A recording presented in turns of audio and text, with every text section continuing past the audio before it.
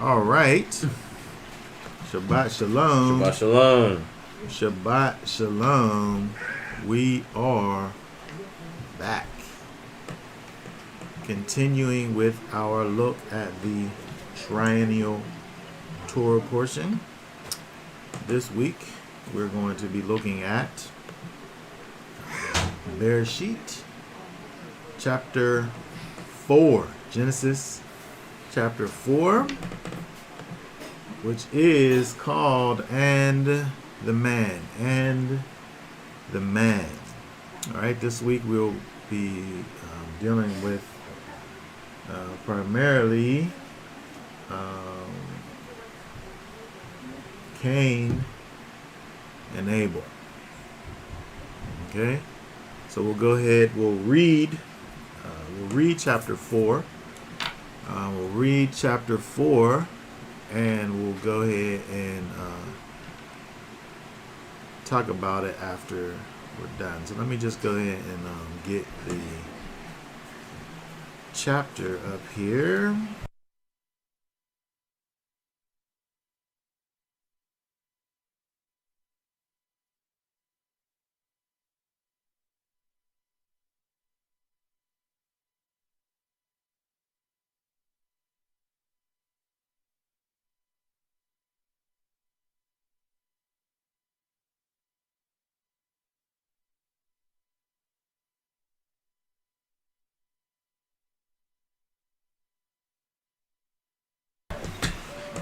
Okay, if you would go ahead and read for us chapter 4. And it says, And Adam knew Hawa his wife, and she conceived and bore Cain, and said, I have gained a man, Yahweh. And again she gave birth to his brother Abel, and Abel became a keeper of sheep, but Cain became a tiller of the ground. And it came to be in the course of time that Cain brought an offering of the fruit of the ground to Yahweh. And Abel also brought of the firstborn of his flock and of their fat. And Yahweh looked to Abel and his offering, but he did not look to Cain and his offering. And Cain was very wroth, and his face fell. And Yahweh said to Cain, Why is he wroth towards you? And why is your face fallen? Is it not if you do good, you are to be accepted? And if you do not do good, towards the door is a sin? He is lying, and towards you is his desire, and you must rule over him. And Cain told Abel his brother, and it came to be when they were in the field, but that Cain rose up against Abel, his brother, and killed him. And Yahweh said to Cain, Where is Abel, your brother? And he said, I do not know. Am I my brother's guard? And he said, What have you done? The voice of your brother's blood cries out to me from the ground. And now you are cursed from the earth, which has opened its mouth to receive your brother's blood from your hand. If you till the ground, it shall no longer yield its strength to you. You shall be a fugitive and a wanderer on the earth. And Cain said to Yahweh, My punishment is too great to bear. See, you have driven me from the face of the ground today, and I am hidden from your face. I shall be a fugitive and a wanderer on the earth, and it shall be that anyone who finds to kill me. And Yahweh said to him, Well, if anyone kills Cain, vengeance is taken on him sevenfold. And Yahweh set up a sign for Cain, lest anyone find him strikes him. So Cain went out from the presence of Yahweh and dwelt in the land of Nod, on the east of Eden. And Cain knew his wife, and she conceived and bore Hanok. And he built a city, and he called the name of the city after the name of his son, Hanok. And Hanok was born to Irad, and Irad brought forth Mehujael. And Mehujael brought forth Methusael. And Methusael brought forth Lamech. And Lamech took for himself 2 wives, and the name of one was Adah, and the name of the second was Tzila. And Adab bore Yabal. He was the father of those who dwell in tents with livestock, and his brother's name was Ubal. He was the father of all those who play the lyre and flute. As for Tzila, she also bore Tubal-Cain, a smith of all kinds of bronze and iron, a smith of all kinds of tools in bronze and iron. And the sister of Tubal-Cain was Naamah. And Lamech said to his wives, Adah and Selah, hear my voice. Wives of Lamech, listen to my words. For I have killed a man for wounding me, even a young man for hurting me. For Cain is avenged sevenfold, and Lamech 77-fold. And Adam knew his wife again, and she bore a son, and called his name Sheth. For Elohim has appointed me another seed instead of Abel, because Cain had killed him. And to Sheth, to him also a son was born, and he called his name Enosh. Then it was begun to call on the name of Yahweh. All right. Okay, very good. All right, let us go back up. Yeah, let me get some more.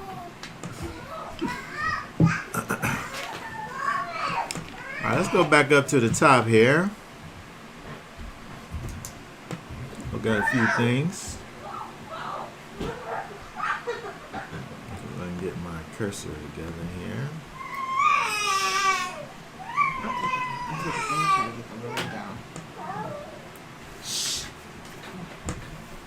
All right, so when we look over here, I want to call attention to a few things over here.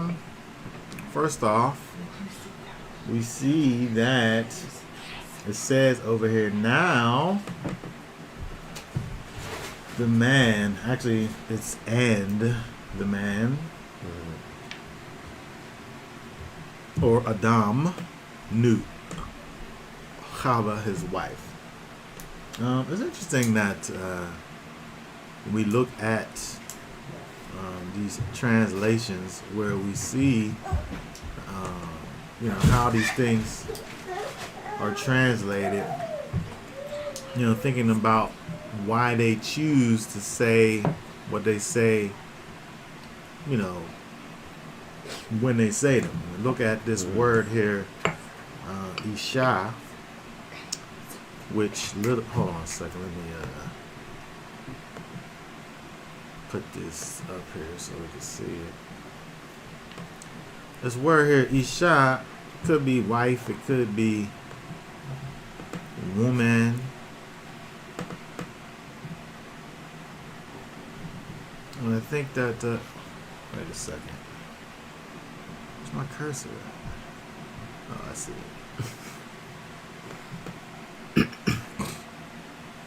Okay. Alright, it could be woman, it could be wife, or woman, depending on the context. I think that when you think about wife, it has the idea of the man and the woman joining together, and the result of that union, being kind of this classification, I guess. All women aren't wives, right? But all wives are women. So it's giving you that aspect of the woman there, showing the communion between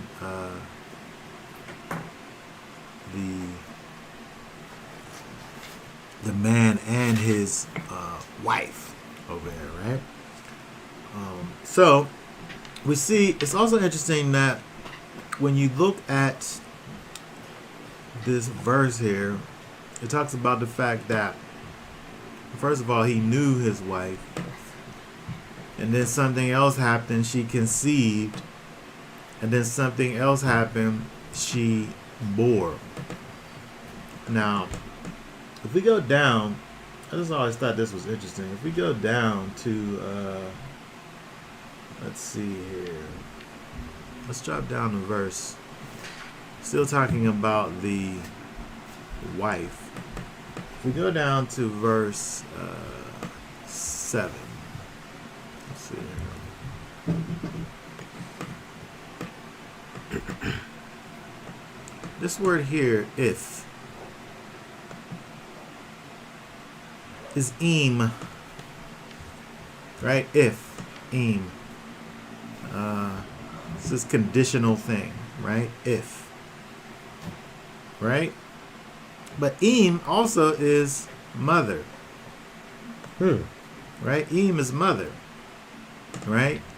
And so when we think about the fact that this word mother, is phonetically and also the way that it's spelled is the same as the word if, right? Because there's things that's not automatic, right? It's not an automatic thing, right? Because he could know his wife, but he might not conceive, right? There can be conception, and nothing is born from that, right? And there's this whole if situation, right? It's not a guaranteed kind of a thing, right? And so it's interesting. I always thought that was interesting that that correlation there exists. But not only that, but again we look at this verse over here, that in the verse it kind of puts these things on here as a list, right? That he knew his wife, and not only did he know her, but she conceived, and not only did she conceive, but she bore a son. And so when we look over here at this son, which actually is Cain, and we say Cain in lazy English, Cain, but his name there in the Hebrew is Cain. Now let's go back up and look at this here. Hold on one second.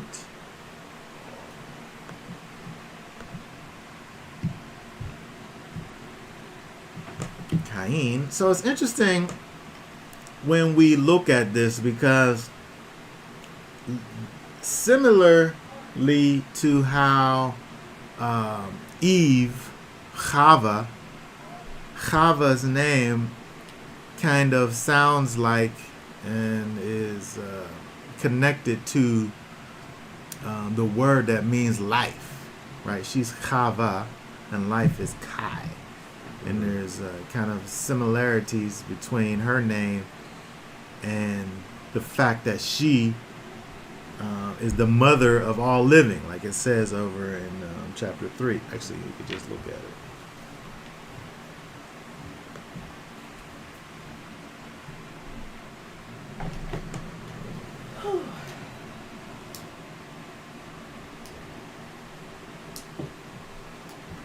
Oh, verse 20. Read that real quick for us. And the man called his wife's name Hawa because she became the mother of all living.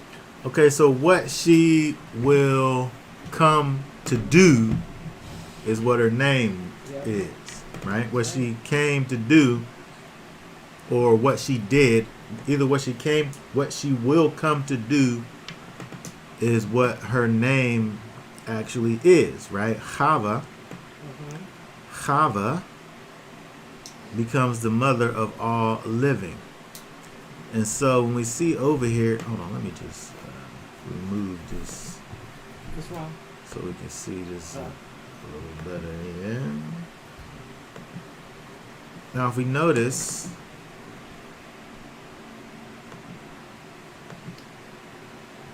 right, this is what Chai looks like here, which is life, right? And then if we look over here, we see that Chava, I just clicked away from it. Right? So she's the life giver, right? And so you can see the connection between life and the life giver, right? They put this action situation to the Chai, and it becomes Chava, right? And so the same thing is true when we look over at Chayin, and even in the same manner, as Adam says, I'll call her Chava because she's the mother of all the living, right? He deals with what she will do in the naming. And so we see with Chava, his wife, when she bore Cain, she said, I have gained. Amen. Yes. And so this word over here, there's a connection between Cain and Kana. Cain and Kana, which is gained. Hold on, let me shut this over there.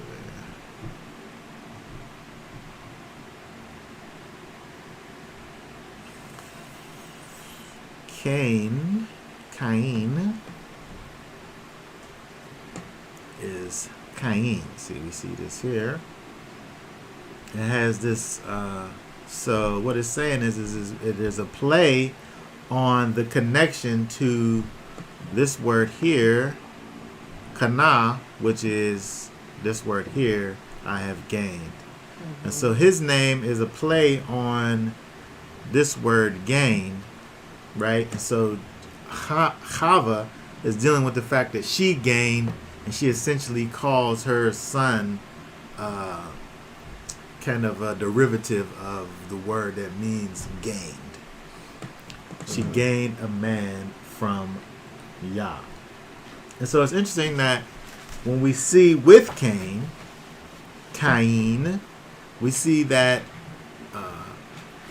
his mother, who names him, speaks about the fact that he was given to her. She gained a man from Yahweh. Where he came from was the Most High, essentially.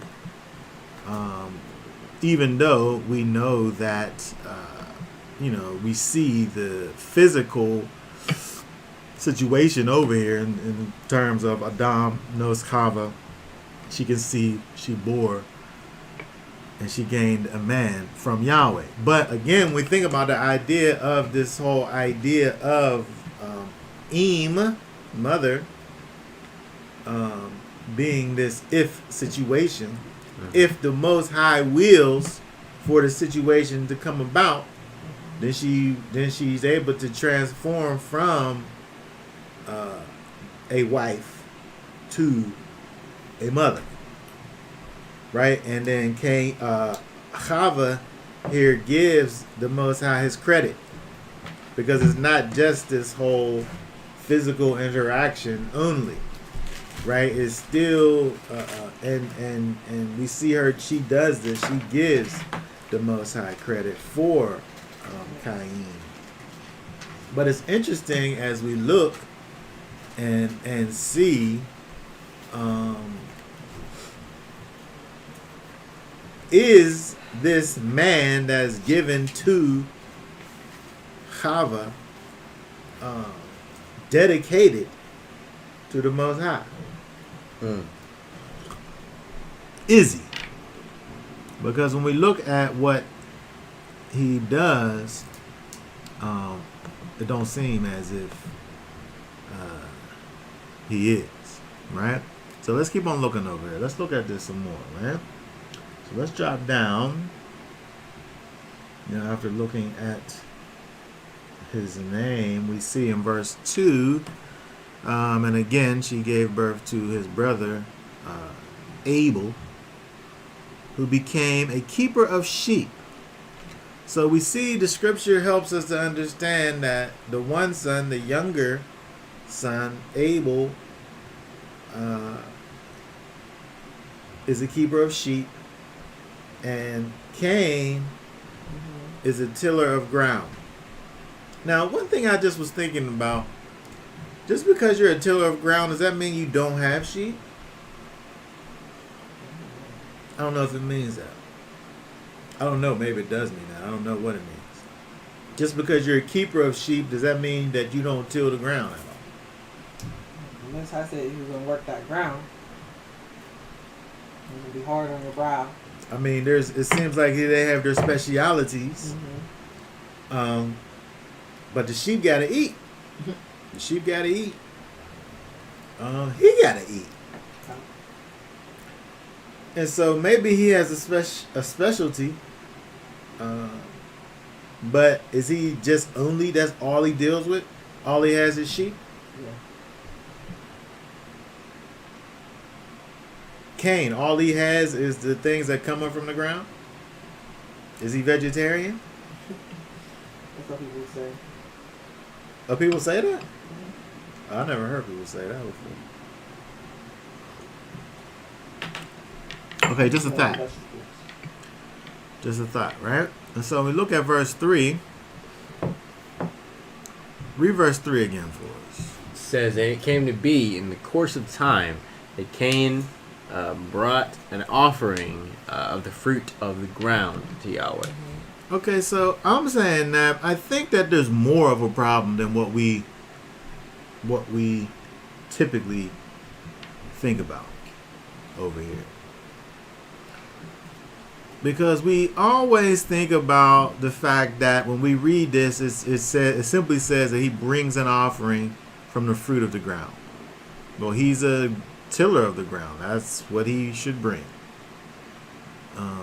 And so we say, since it don't say that he brought forth his first fruits, that he didn't bring forth his first fruits. But Abel does bring forth his first fruits of his flock. And that's what he brings forth. But I'm saying above that, why is he bringing forth the fruit of the ground in terms of his offering to the Most High?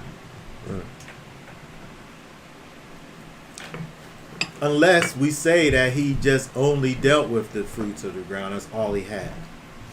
I mean, if that's all he had, then we could just stick with the way that we think about this kind of traditionally and say, well, he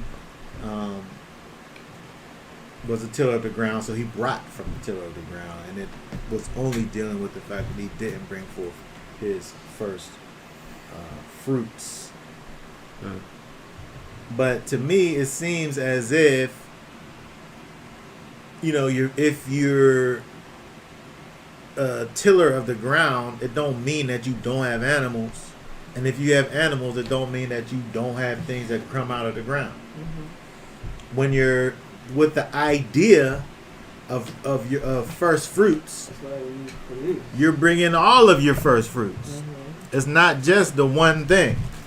It's not just of your animals, but it's of the things that you till in the ground. And so I think that it's interesting when we look at, well, let's look at this real quick. Let's look and see what this is, what Abel does over here. It says in verse 4, he brings the first fruit of his flock. Okay, firstlings is this word here, Bechorah. Bechorah.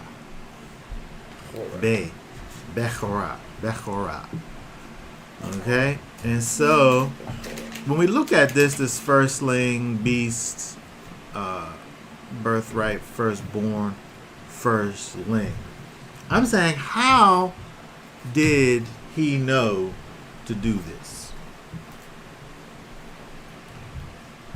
How did he know to do this? who told him that he needed to bring this firstborn thing to the table? You want this? I just got the Tanakh. Yes or no? Look. Cain or Lo. Who told him? Who told him that he needed to bring it? Was it just out of the depths of his own heart? I say that Torah, the giving of the law, as we know it, was from Sinai. However, there is obvious things that take place prior to help us to understand, to deduce the idea that somehow people knew of things that they should and shouldn't be doing. One of these things being offerings and sacrifice. We have to be able to, I think it's safe for us to assume that the Most High gave Adam instructions. Now we know that he gave Adam instructions when we see that Chava is able to demonstrate that she has a type of understanding of things that was told to Adam when she wasn't there. And so it helps us to understand the idea that the Most High had laws, gave them to Adam, and Adam then passes those things along. Good. But how far are you gonna go? How far are you gonna go with that? Because What you mean? You talking about right now? No, I mean, like, are you gonna say that Abraham? Well, we heard Abraham celebrated Shavuot. Oh no. I'm saying that Torah came at Sinai. But what I'm saying is that there were obviously laws that we know and can see that these people kept based on the things that they did. Now, we know that the oral law that they had, once it was codified, there's things that are different. Namely, the idea of marrying two sisters.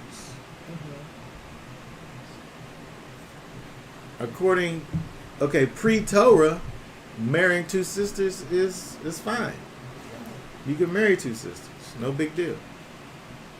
But when the Torah is codified and given at Sinai, we see that there's a differentiation that's given where something that was okay at some point became not okay. And when we look at these origins over here, at some level, these things had to be the case, because the scripture tells us that Chava is the mother of all living, right?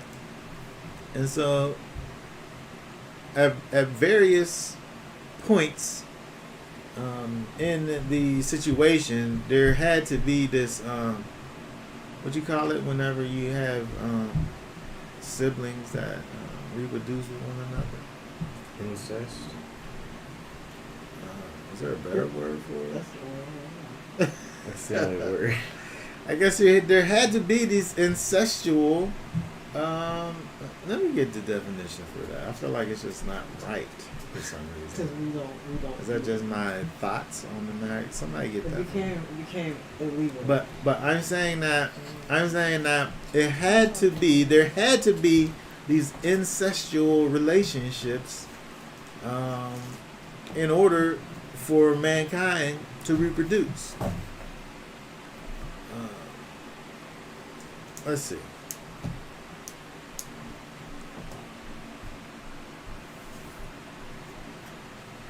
Okay, so sexual relations between incest. Sexual relations between people classed as being too closely related to marry each other.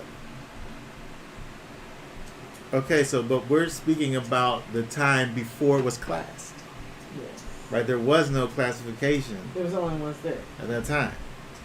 And so when you're dealing with these people who had these spans of life, you know, that's how it had to be. However, so I'm saying all that just to say, when you talk about people who want to go and put all of the Torah back before the Torah, it becomes an impossibility because we see things that are permissible in one case and not permissible in another case. These people, wherever they were, built altars to the Most High and sacrificed there. Where it came to a place where he said, you could build an altar, but you can't sacrifice to me there. In the Torah. And so there's a difference between, you know, pre-Sinai and post-Sinai. Mm-hmm.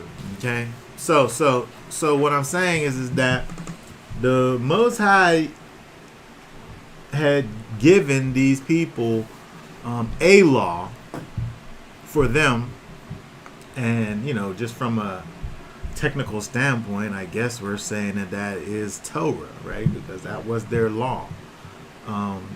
But it was something that was different from what is given down at Sinai. So I'm saying that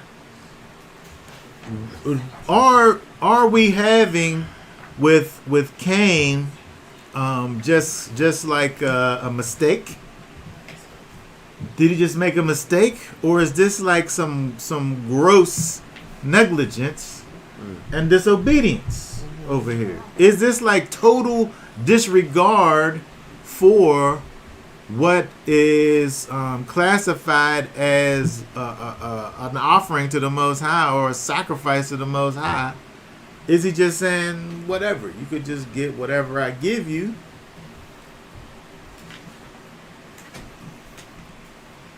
Or is it just a mistake that he made? We have to say that, okay, because first of all, we're given what we have here. So all we have here is what we see over here, right? Mm-hmm. But the interesting part is that what we see here helps us in understanding what's going on. Because we look over here, it says Yahweh he looked to Abel and his offering. He looked to it. He regarded it. Let's see what it says over here, verse 4. Verse 4 it says. Hold on. I don't mean the verse. I mean this word here. Because, okay, so it said he had respect unto Abel and to his offering.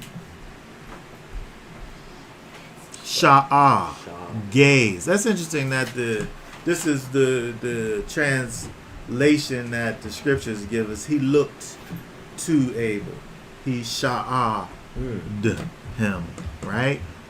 Because it's dealing with the gaze. It literally means a gaze. He looked at it.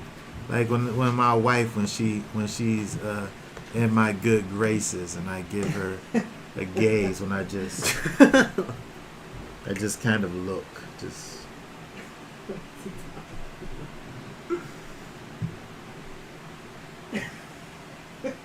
I regard her, right? I'm gazing, I'm looking. When you gaze at something, there's a little bit of happiness, kind of unspoken happiness that's happening inside of you when you gaze at something, right? It's not just a look. I could look at anything, but if I'm gazing, there's an unspoken happiness that exists, right? And so it says that he respected Abel and his offering. Why though? If it was just random, it's just random that Abel, he just randomly decided to do this thing that I'm extremely excited about and happy with, or he's doing what he was commanded to do, and Cain is doing the exact opposite of that. He don't got no animal, and he don't got the first fruits of his thing.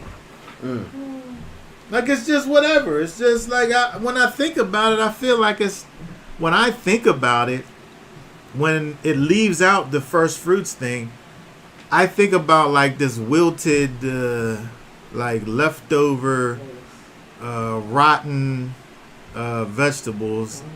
There's no freshness. You ever get like some lettuce that's just like droopy, and vegetables that kind of got brown spots on them and stuff? Like, this is what I think about when I think about, what it is that he's done over here, because it leaves out that first fruit part. It just says that he gave him like he brought an offering of the fruit of the ground. It's just of the fruit of the ground that he brought. It puts a connection of where its origin is, but it don't have no there's no qualifying of it. It's just whatever he finds. It's just what happens in my mind when I think about it. Versus Abel, when it qualifies his thing, he brings the firstborn of his flock and of their fat. So he's going of the firstborn of their flock and of their fat. Right? There's a qualification that's involved. But I'm saying the question is he doing what he's supposed to be doing? Or did he just instinctually do that? I'm saying that in order for the Most High to have a thought for what he's doing, and to not have a thought for what Cain is doing, we have to be able to understand the character of the Most High, who's holy. He's righteous. He's just. He deals in equity. He's not a respecter of persons. Right? And so, if the Most High just has a favorite, and Abel's the favorite, and he just, whatever he brings is just the cream of the crop, whatever he brings, and since he's his favorite, that's all he sees, we could think about it in that regard. But if there's a standard, and one person is meeting the standard, and the other person isn't even trying, then it makes more sense to say, well, he gazes at the one thing, and he don't regard the other thing. He disregards it, in fact. What do it say? If it just says low regard, I don't know. Let's see what it says. Cain brought an offering. Abel. Low regard. Low sha'ah. And Yahweh looked to Abel's offering. Oh, he did not look to Cain's offering. Low sha'ah. So he didn't gaze at it. No gaze. You get no gaze. No respect. No respect. No respect. Right? He had no respect. He didn't consider it. You ever give somebody something and they just don't even consider what you gave them? Like, you give them something, you take the time to go and do whatever it takes to get the thing, and you give somebody and they just have zero regard for the They thing. don't even want it. in most cases, that's going to be because you've given them something that they don't want in the first place. You don't want that. That's why it's not even that big. That's why you gave somebody something. Somebody came to you, you gave them something, then they left, and then the thing that you gave them is still there. Because they did never want the thing to begin with. And so when we look over here at the Most High, the way he's behaves and how he disregards, he don't gaze at the offering from Cain because he never wanted it. Yeah. So I'm saying that's not the criteria for an offering. I don't want that stuff. Like if I ask you for one thing, if I ask you for bananas, and you bring me grapes or oranges, I didn't ever ask you for grapes or oranges. I said bananas. So what is this? And so it all just helps us. It moves us towards the idea of understanding that the Most High had to have had a standard for what offerings should be. Mm-hmm. And one of the two of them met the standard, and the other one didn't. But he more than just didn't, though. He more than just didn't. He totally disregards it. He totally disregards it. It's interesting. It's interesting because we don't have Torah. We don't have Torah at this point. But there are things that are addressed in the Torah. There's things that are addressed in the Torah that deal with things that we see over here. Mm-hmm. Like dealing with sin. The sacrifice of the life of a thing for sin, right?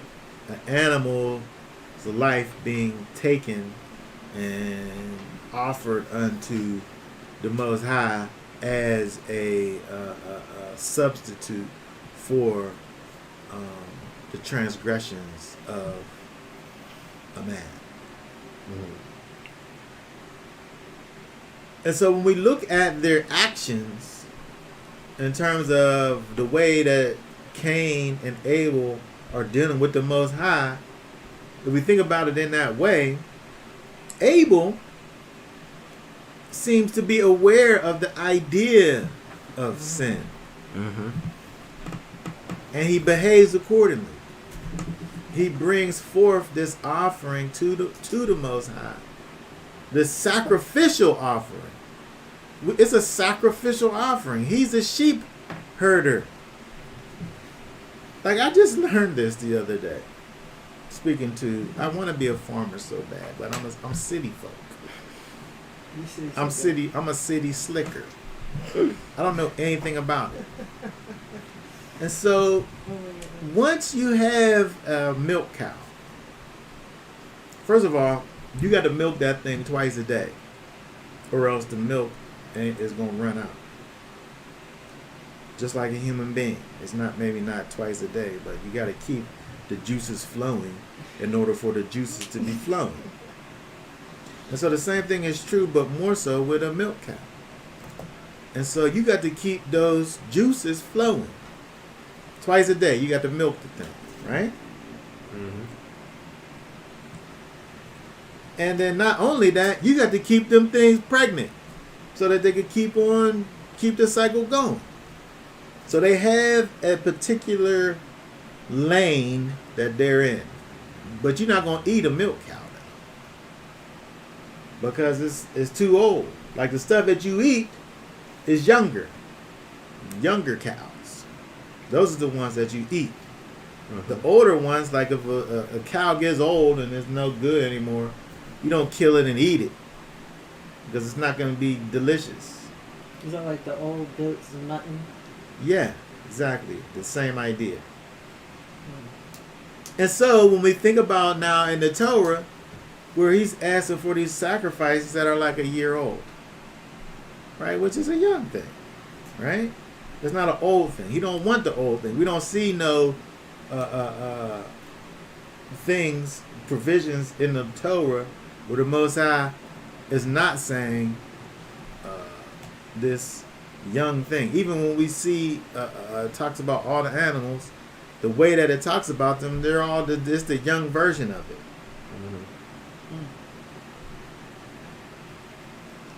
Right? And so there's these things that are known, unspoken to those that are closer to the situation. And so when we look over here at what's going on with the bringing of Cain and Abel, like it don't mention this idea, but now about sin and sacrifice and what exactly the Most High requires of them.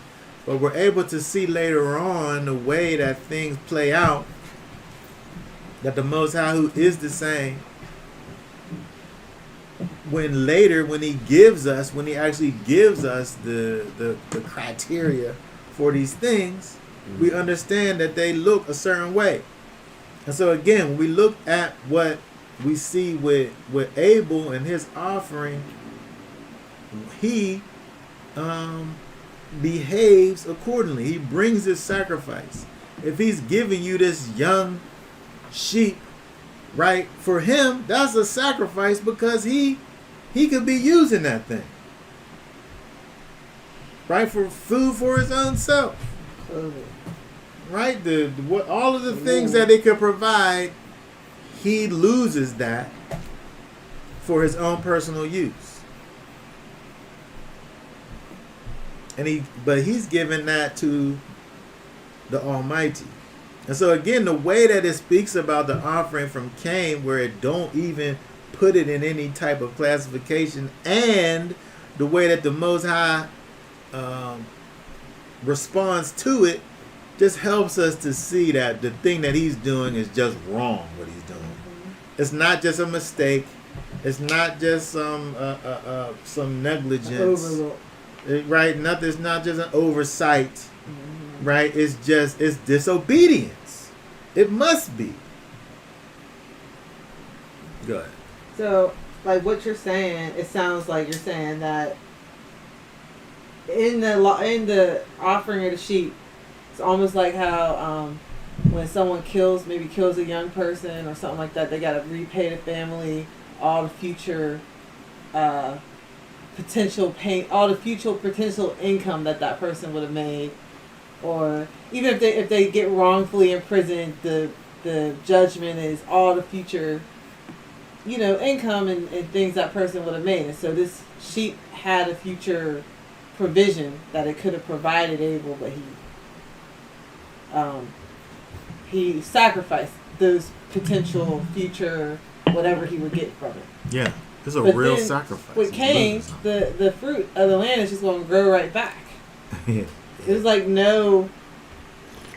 I mean, if it's not the first fruit, it's just going to grow back anyway. Like it's not really And doing anything. the interesting thing about the first fruit is that it is the first fruits of the land is not the full harvest. And so potentially you could bring forth your first fruits, and that really could come. It could be that's all that you ever get. That's true. Because we had this, we go back to this idea of if again. This idea of if again. We talked about the if, mother thing. Where when we started off looking at this, and it talks about that Adam knew his wife, she conceived, and she bore. Right? And so all there's these steps to her becoming a mother. And so the same thing is true with crops. When you deal with the first fruits, of the land, maybe there's not going to be any more. maybe that's going to be all the harvest that you even get. There'll be drought or disease of the crops. Yeah, or all that can anything happen. So anything can happen, right? There's this big if thing that happens, but you're trusting in the Most High when you're offering it unto the Most High that He's going to bless you as a result of what you're doing, outside of what you're able to physically see with your eyes. So when we think about the idea of offering your first fruit to the Most High, is you dealing by faith and not by sight. Right? We learn that from bringing forth our first fruits, because again, it's not the harvest. It's the first fruits of the harvest. It's just the beginning. And so, and the Most High saying, "You give me your first fruits." Right, and it's going to be you'll be blessed as a result of it. Mm-hmm. But when we do that, we're trusting in the Most High and what He will do, not what He already did, but what He will do after the fact. Mm-hmm. And so, Cain is in what he's doing. He's giving you, he's showing you, he's exhibiting for us faithlessness. Cain is. And you know, without faith, the Bible, the writer of Hebrews said it's impossible to please Elohim without faith. And so we see through Cain a perfect example of faithlessness, because he's bringing forth this fruit. Like it does qualify it. It does qualify. It's the fruit of the ground. Right? It's not the first fruit. It's the fruit. And so he's bringing you forth. He let the stuff grow, and he's bringing it forth to you. He said, "I'm gonna wait until I see what I get first." Yeah, and then I'm gonna bring it. But it could be with Abel. He bring forth the first fruit of his flock, and then the mama sheep might not even have no more sheep after that.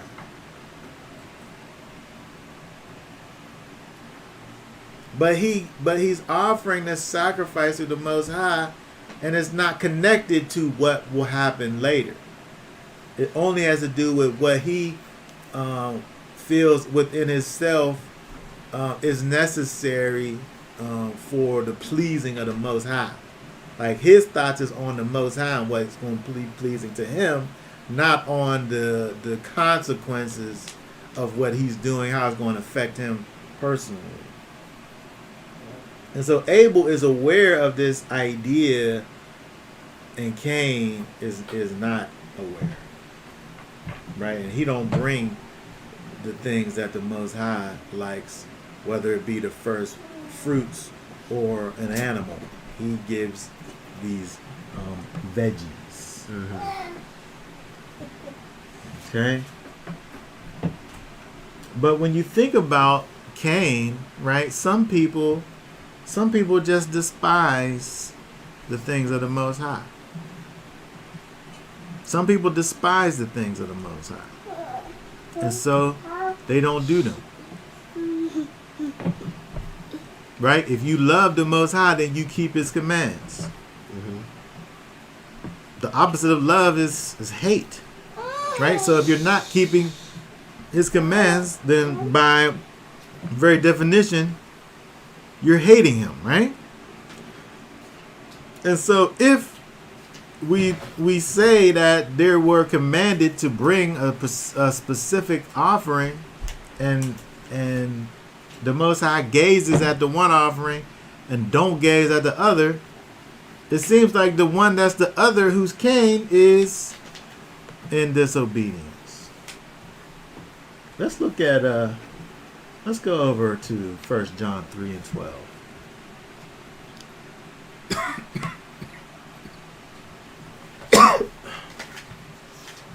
First John. Read for us verse 12. Not as Cain, who was of the wicked one and killed his brother. And why did he kill him? Because his works were wicked, but those of his brother were righteous. his works were wicked. So it's comparing their works. What's it comparing? The fact that Cain killed Abel and Abel brought the first fruits? What's the wicked thing? Because his works were wicked, but those of his brother were righteous. What is it comparing? Is it comparing the fact that Cain was a murderer and Abel brought good sacrifices? It's calling him wicked based on, if you're comparing two things, the way that they compare to one another is what they brought to the Most High. So the thing that made Abel righteous, his offering, is the same thing that made Cain wicked, his offering.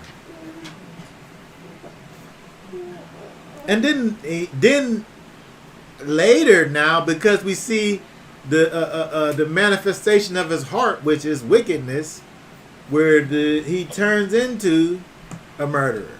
Mm-hmm. But he was wicked before that, though. He was wicked before that. Why? Because he's doing this unauthorized. He's offering this unauthorized worship. But when you think about it again, he got no regard for the Most High. Obviously. Mm-hmm. Because if he did, he would have paid more attention to what was necessary. No regard for the Most High. Again, so when we look over here, John is calling Cain wicked because his works were wicked and evil. But again, if you can't compare what he ultimately did to what Abel initially did, because it's not really a good comparison. So again, when you look at this, it got to be taking it all the way back to an even comparison, which is the offerings. And so Cain, being evil, being wicked, brings forth this unacceptable sacrifice. The older brother, he didn't know what he was supposed to bring. I'm saying that the thing that's wrong with Cain was something that manifested itself as murder. But there was a thing that happened inside of him before that, which eventually brought him to the place of being a murderer. It wasn't just about jealousy. Like, we could look at this thing and say, well, oh, he was just jealous because of the Most High's special treatment towards his brother. But again, if we think about it in that way, it's almost as if you put the blame on the Most High.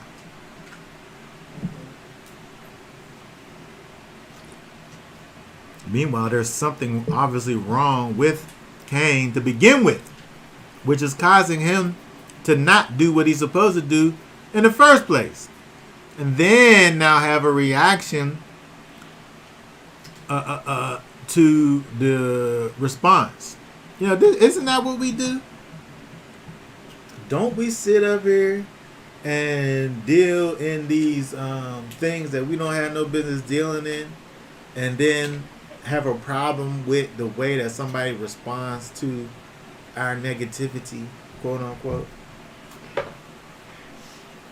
Like, he literally did something that was insufficient, and then was mad that the Most High calls him on his insufficiency, when all he had to do was just do the right thing in the first place.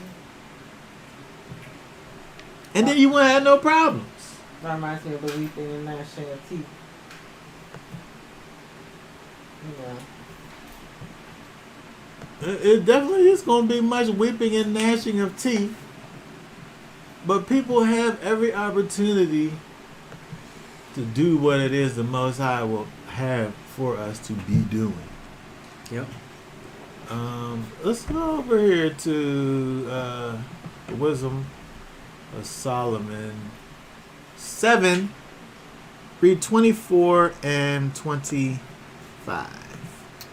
For wisdom is more moving than any motion. She passeth and goeth through all things by reason of her pureness. For she is the breath of the power of Yah, and a pure influence flowing from the glory of the Almighty. Therefore can no defiled thing fall into her. Okay, very good. So we're talking about wisdom, right? We're speaking about the mind of the Most High, right? This thing that is more moving. Wisdom is action. It's more moving than any motion, right? Wisdom is the breath of the power of Elohim. But the thing I want to focus on is that it is wisdom, a pure influence flowing from the glory of the Almighty. Influence.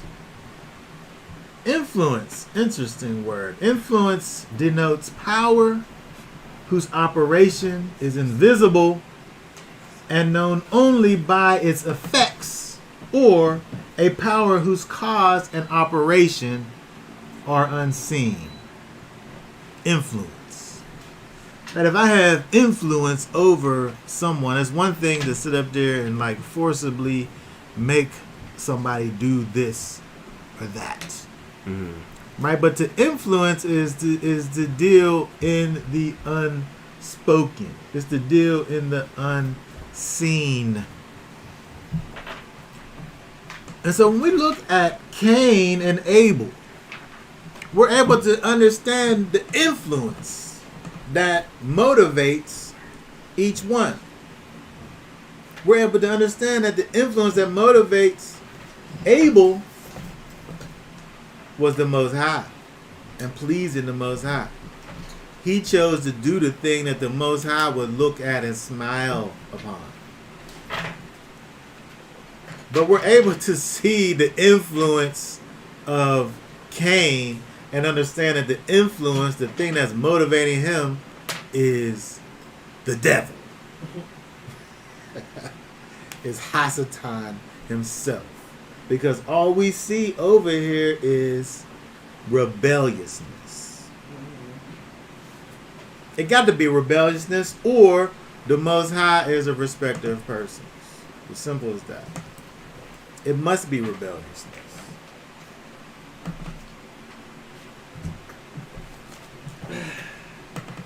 Okay? It's not even a thing for that's up for discussion. Okay? Either the Most High has favorites, either he's a respecter of persons, or Cain was in the wrong. If Cain was right, though, if he was right, then he had every right, right? You want to sit up here and have a favorite, have him favorite over me? I'll teach you. I'll kill him. I mean, if you think that's what happened, then I guess. But I'm just saying that you're not taking everything into consideration. If that's the way you think about it, just saying.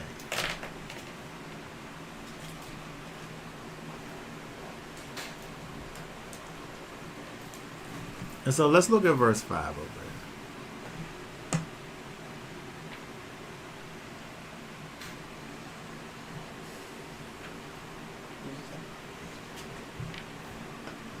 Let's go back to Genesis, that sheet. Because now, right, when we see that the Most High looks at this, doesn't look at it as offering, Cain becomes upset, and his countenance fell. Why though? Why is he upset? Like, if you're not doing the thing that is expected of you, and then you're gonna get mad because of the fact that the father is not respecting your disrespect. Why do you even want that thing? What's up with that?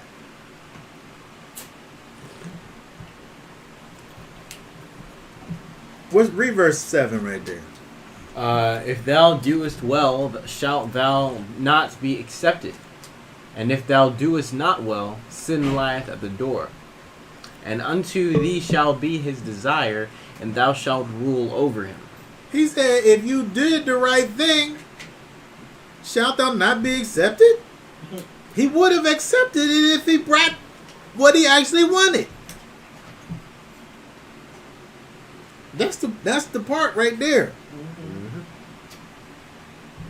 If you would have did the thing that you were supposed to do in the first place, we wouldn't even be here now. You would, in fact, be accepted. If that's what you would have done. You see? But, for whatever reason, we see that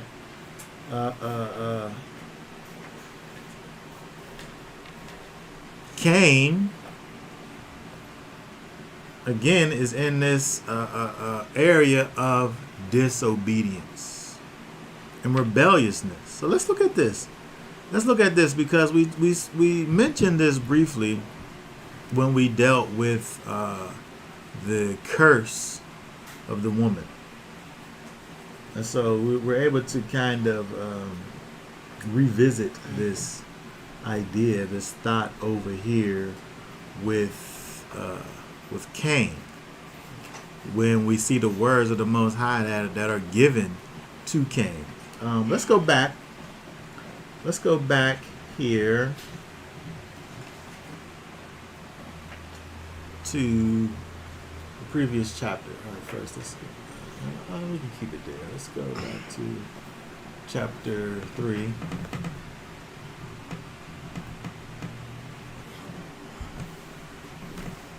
It's more understandable, I think, in chapter 4.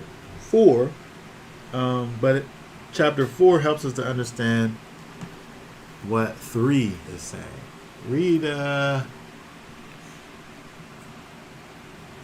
Read chapter 3, verse 16 right there.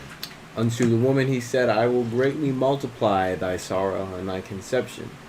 In sorrow thou shalt bring forth children. And thy desire shall be to thy husband, and he shall rule over thee. Okay. Thy desire shall be to thy husband, and he shall rule over you. In chapter 4,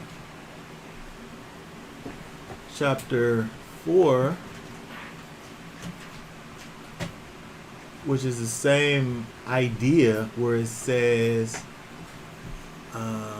and unto thee shall be his desire, and thou shalt rule over him. We're talking about sin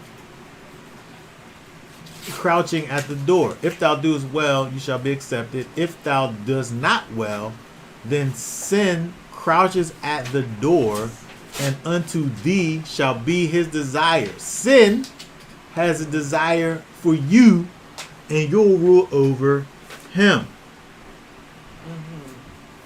His desire, sin, will be to rule over you.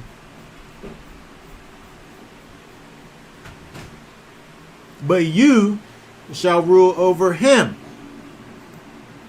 Right? And so just like we think about dealing with what the Most High says about the woman, where she will try to rule over you, the man, but that's not going to take her out of her God-given position, and he will still rule over you. Mm-hmm. But when we look over here, when it deals with sin crouching at the door, he's saying sin's going to be crouching at the door, and it's going to be trying to rule over you. But you are supposed to, in spite of the fact that sin's trying to rule over you, you are supposed to rule over it. But we see with Cain over here, he's not allowing for the proper response to the situation to take place. Sin's crouching at the door, and he's allowing for sin to be manifest through him and his disobedience.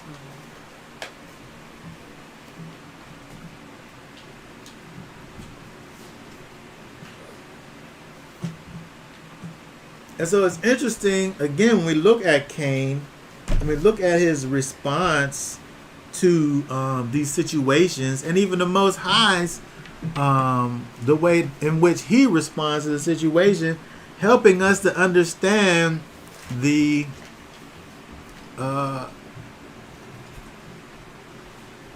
don't know, the disobedience of Cain and who he is. The thing that brings him to the place of killing his brother. Like, who does that? Who kills their own brother? Why would it even get to that level? Like how's he mad at his brother? How's he after said projecting his anger that he has towards the Most High onto his brother? Well, first of all, when people behave in these, he's obviously disconnected from the Most High. He's obviously disconnected from the Most High. The Most High had a particular standard and way in which he wanted for them to operate in. He's obviously not happy with that. We see that the Most High even says, I'm not happy with your offering, but if you would have brought the right offering, that would have been cool. He literally says that. If you would have brought the right one, we wouldn't even be talking about this right now. He had time. He could have went away and then came back with the right one. If you would have done well, that would have been accepted. But we see all these ifs, though. If thou does not do well, if you don't do well, sin is crouching at the door waiting for you not to do well. And it's waiting for you not to do well so that I can continue this path of not doing well and move you into this classification which becomes iniquity. Okay, so it goes from one thing to the next, where he's pulling further away from the Most High, and his heart is just becoming darker and blacker and colder, where now he's able to just kill his own brother, where he's able to just rise up against his brother. Now, seriously, did he think that if his issue was this whole idea of not being able to properly please the Most High as a result of what the Most High is accepting as an offering, if his issue is pleasing the Most High, does he think that by erasing Abel, who is pleasing, then that's going to cause for the Most High to be pleased with him then? I mean, because obviously he knows who Abel is. Who? The Most High. Oh, yeah. So if you got rid of him, then there's obviously going to be something missing. He's just making more of a problem. He's just making more of a problem. And so when we get into these sinful situations, it causes us to kind of operate in these illogical ways. Him doing this wasn't bringing him closer to the Most High. But again, we think about the idea of influence. I'm saying that him doing this didn't have anything to do with bringing him closer to the Most High.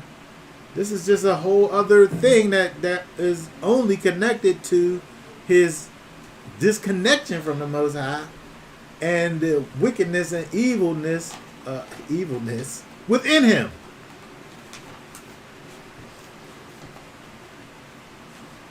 Right? If he wanted to draw himself closer to the Most High, he would have just went, like you say, he just would have just went and got himself an animal and brought it. First word.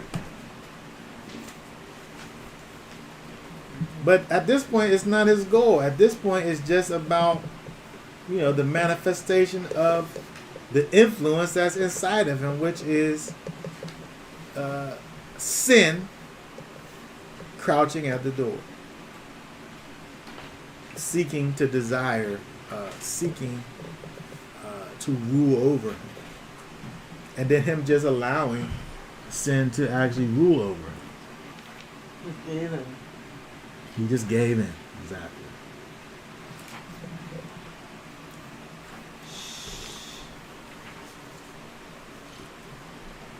Is this talking about self-control? What? Is this talking about self-control too? What? What he told him about ruling over that sin. That would be something, yeah. I mean, that's what you see there, right? Sins is there, is crouching at the door like a lion waiting to pounce. And it wants to pounce on you. But the Most High saying, in the best case scenario, it could pounce all it wants to pounce, but you're going to rule over him. Sin, that is. That's crouching there. Right? So when we think about the idea of sin, the idea of, there are these things, there are these appetites that arise. Mm-hmm. There are these things that come about that want to pull you away from the Most High. These things that could potentially be pleasurable to you, but are in no way within the will of the Most High, that are calling to you. You're supposed to say, no, thank you. Mm-hmm. Don't want it. These things that are seeking to rule over you, you're supposed to rule over them. So no matter how much these things are trying to administer their influence over you, when these things are originating from Hasatan, the God of this world, you are supposed to deny these things and follow after the Most High. But again, when we look over here, let's look over at let's see, where's that first?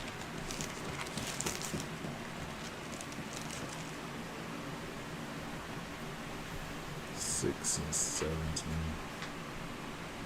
6 and 16. Look at Romans.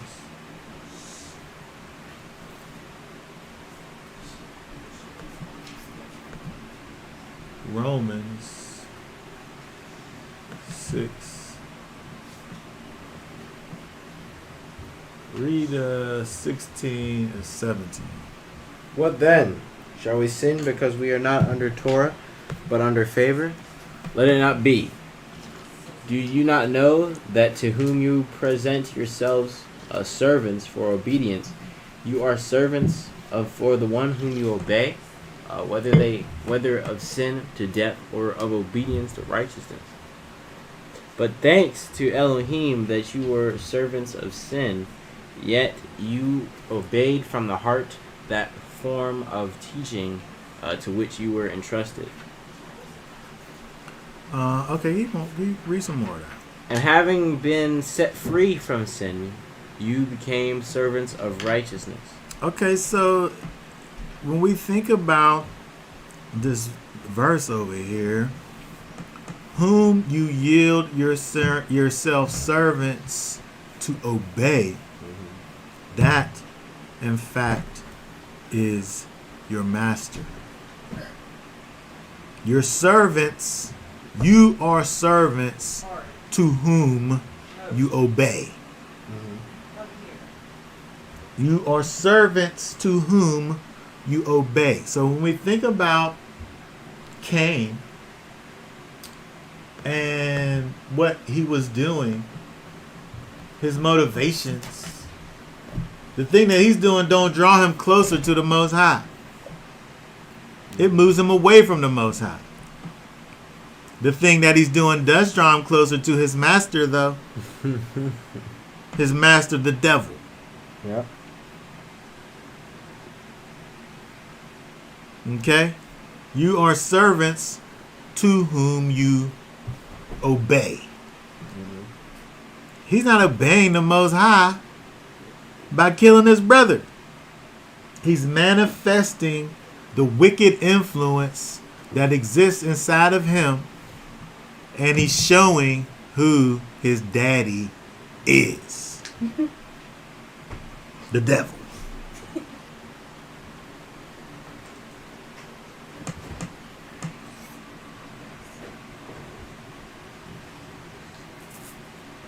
And so when we think about this message that we learn from Cain and Abel,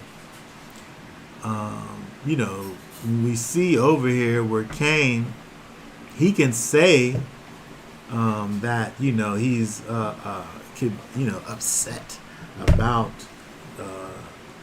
his quote unquote unfair treatment or what have you. But the thing that he's doing, listen, if I think that someone is giving a better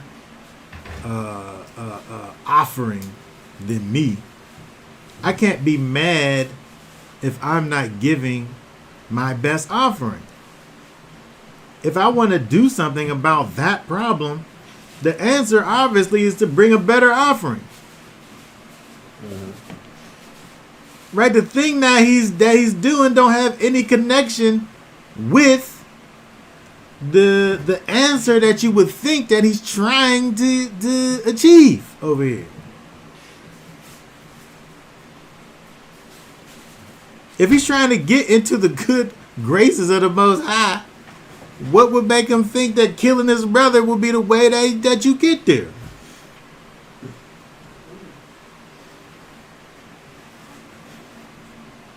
Like, the two things aren't connected to one another.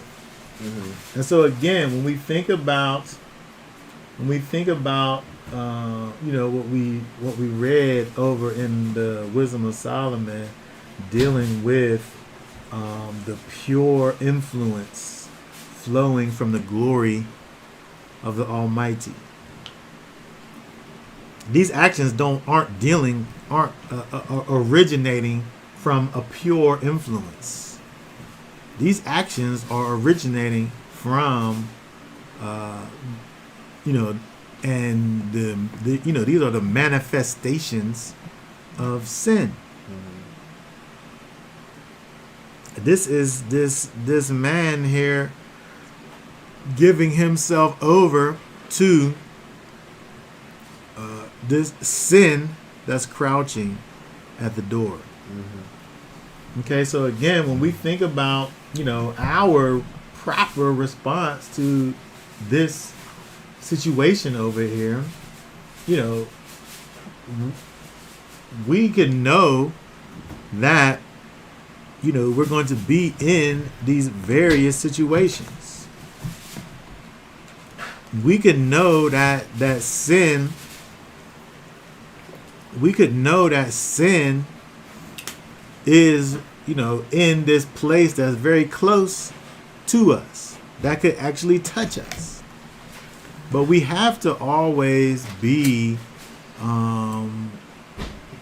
able to allow the influence of the Most High, the Ruach HaKodesh, inside of us to cause us to not allow for sin to come in and cause for us to move in the situation that's not conducive of the children of the Most High.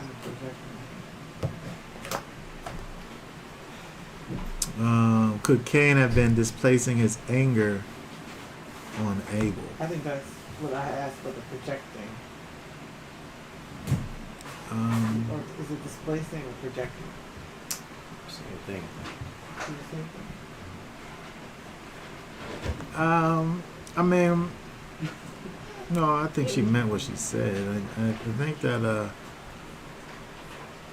I think we could look at it and, you know, kind of interpret it in a way. Well, he's mad at his brother for the Most High's response to the whole situation. But what I'm saying is that when we think about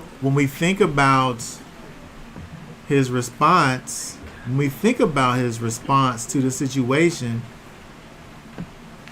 how was his response going to rectify the situation? At some point, there becomes there's a disconnect that happens. If I'm mad at my brother because the Most High liked his offering better than mine, but we know the character. See, the problem is that we have to think about what isn't being said, and what isn't being said is the fact that the Most High has a standard, and He has a way about Himself that He's always going to function in. And so when we see Him functioning, we're able to assume that the way in which He's functioning is right and exact and upright. Okay? And so Cain, if he sees that the Most High likes his brother's offering better than his, the only way to rectify that situation is not by erasing his brother. It's by bringing a better offering. I mean, if he really feels like there's favoritism, what do he think is going to happen after he killed the favorite one? That's what I'm like. Yeah. You just did it then. Like, it's not, there's not, like, logic is not involved in this. Did he think he was going to take Abel? Maybe he was going to take Abel away from the Most High? I don't know what he thought. But I think what he thought doesn't matter, because what we see being manifest is him being influenced by that which isn't pure. He obviously wasn't operating in wisdom, right? Because wisdom, as we saw, operates in purity, right? There's a pure influence when we're dealing with that which comes from the Most High. And so if he was operating in wisdom, he would have looked at himself. What could I have done differently to and then he didn't. You don't even have to think about it, because the Most High says it in verse 4. If thou doest well, shalt thou not be accepted. I mean, he had a chance to redeem himself. The Most High literally says to Cain, if you do what I want for you to be doing, everything could be good. If thou doest well, shalt thou not be accepted? It's rhetorical. Yes, if you do well, you will be accepted. But again, his response didn't have anything to do with gaining the acceptance of the Most High at this point. It's only him giving in to that wickedness, that seed of wickedness that was already in his heart, to cause him to bring the wrong sacrifice in the first place. Mm-hmm. It's all just a manifestation of the wickedness that lies within him. Mm-hmm. And they're just different manifestations. The first one was, I don't even care what the Most High really wants. I'm going to give him what I want. And he did the same thing again. I don't care what fixes this situation. I'm just going to do what I want and kill my brother. He's not doing anything that has anything to do with what the Most High is requiring over here. Mm-hmm. All of his responses are disconnected and disjointed from the Almighty. Because he literally told him what to do, and what he did didn't have nothing to do with that.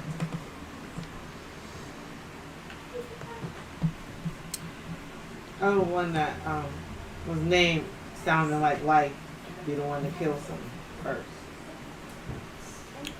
No, his name sounds like How?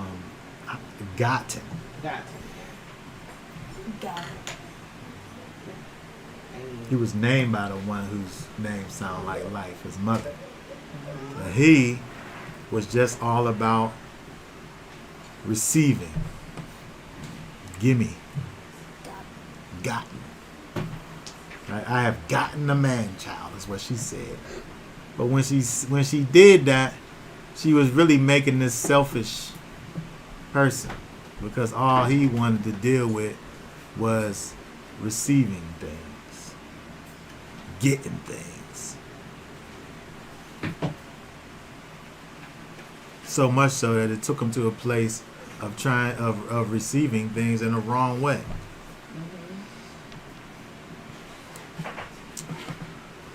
Many today do the same thing. Instead of correcting themselves, they get angry with the one who's trying to help them get on the right path. They want to kill the messenger.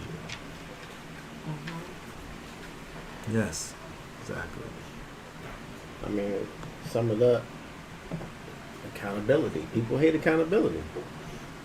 I mean, well, people who don't. They're not into correcting them, being corrected. You know? Yeah, they don't like self-accountability. Yeah, right. Because again, when we look at his actions, they're not in any way connected to righting the wrong or fixing anything. But again, we look at 1 John, it helps us to understand that Cain was in fact wicked. He was wicked. That's why he didn't have the Most High didn't have no regard for him, because he didn't have a regard for the Most High. If he did, he would have brought a quality offering. He didn't have a bright understanding of the Most High, because he felt within himself that it was acceptable to be able to bring an unacceptable offering to the Most High. He thought that he felt within his own. Isn't this what these people do? They do this. They sit up here and they do these things that are wrong. And then when you respond appropriately to the wrong thing, you act like I'm the one that's in the wrong. Don't slap me in the face and then get mad because I slap you in the face after you slap me in the face. You just got finished slapping me. Yeah. What was I supposed to do but slap you back? Now you gonna be mad at me because I slapped you too hard? Right. Yeah. You That's what happened. slapped me too hard. Yeah. But you slapped me though. You didn't think about the consequences of what you did before you did it. And so now you received those consequences, and now somehow you're disconnected from the action that you did. He's the one that brought an unacceptable offering in the first place. So why would the Most High look at it if he tried to give him a gift that he never asked for? They didn't want. He didn't want it. Don't try to give me this thing I never even want. I don't want that. What am I supposed to do with it?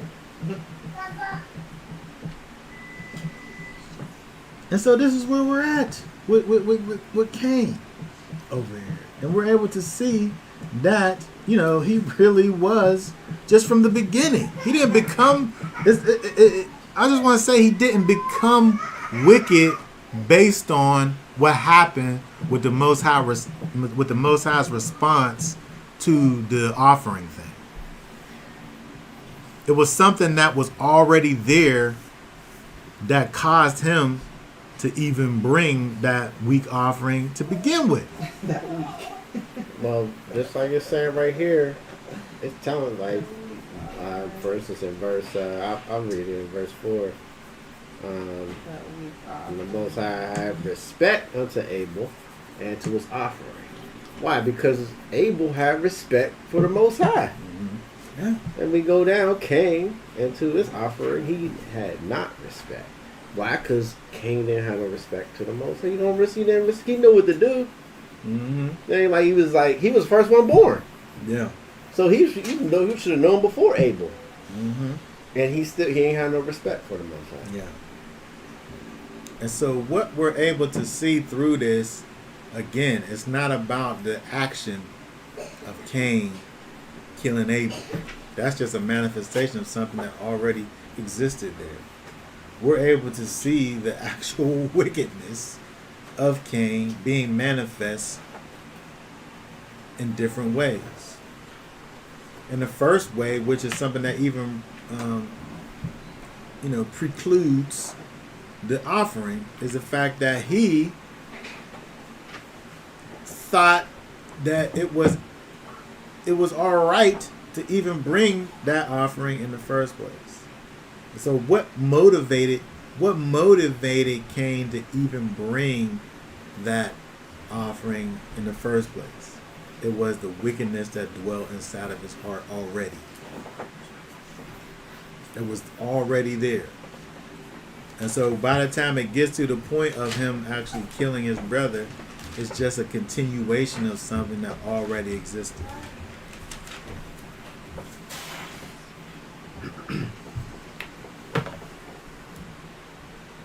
Which stem from what? His pride and ego. That's it. I mean, that's all it ever is, right? He felt like, truthfully, okay, when you think about this, let's go all the way back to his mother. The lie that she accepted was going to cause her to have secret knowledge that the Most High did never verify and say that she was supposed to have to begin with. Mm-hmm. She wanted this thing mm-hmm. that Nakash was selling to her. She desired it. Mm-hmm. That's the only reason why she took it. And so for him to say, if you have this, you'll be like Elohim. And for her to say, okay, then she wanted to be like Elohim.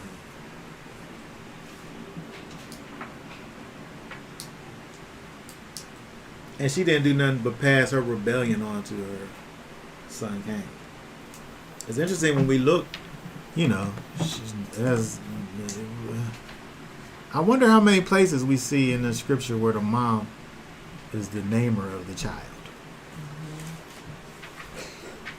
How many places? Israel, they all got named by the mom. Israel, the Israelites, except for the last one. Benoni, King Benjamin. And then when we think about when that happens, though, think about the manifestations of the names of these children. Right. Let's think about Yosef, named by his mom. You just named yourself. I'm just saying, think about Yosef, named by his mom. She can't even have no babies. She finally does have a baby, and then she want another baby. He will add. He will add. She can't even be happy with what she has in the first place. She want more than that. And so there, and then so I'm saying that with Cain, we see with with the fall, dealing with Chava and this thing that she wanted, this thing that draws her away from the Most High, that she was able to be convinced that she wanted and needed, that pulls her away from the Most High. And we see with Cain, the one who she names, and he ends up being this one who is not regarding the Most High in his actions. She didn't regard the Most High in her actions. He did not regard the Most High in his actions. I mean, that's what we see over here. And so Cain, from the very beginning,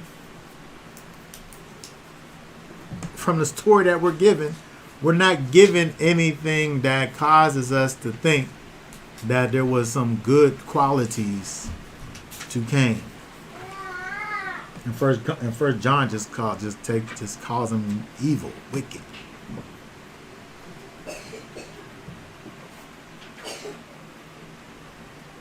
And again, we have to assume that the right way was made known to them. Mm-hmm. Otherwise, the Most High is operating in a way that's unjust. Right.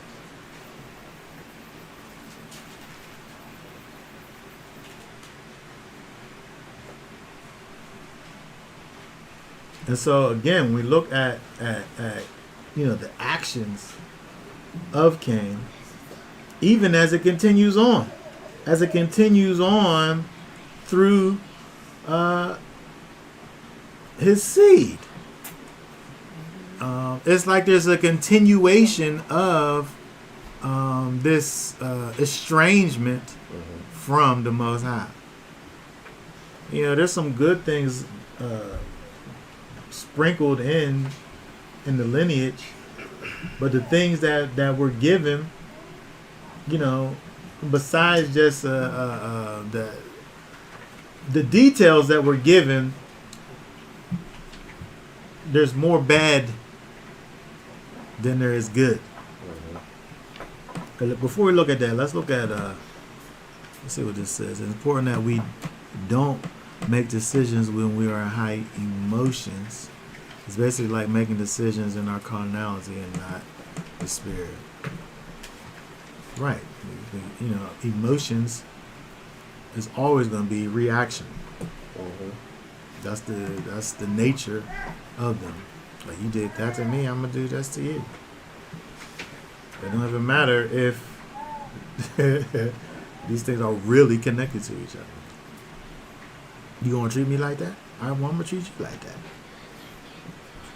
Emotions you're never gonna have the proper response when that thing is emotional, because it's always gonna be carnal, and it's always gonna be not operating in the spirit. Mm-hmm. Because the spirit, operating in the spirit is proactive. Yep. If I'm loving you, it's not because you was nice to me. It's because I am making a decision to deal with you in a certain manner, which is not based on what you do. It's in spite of it. That's what love is. Okay? Love isn't this lovey-dovey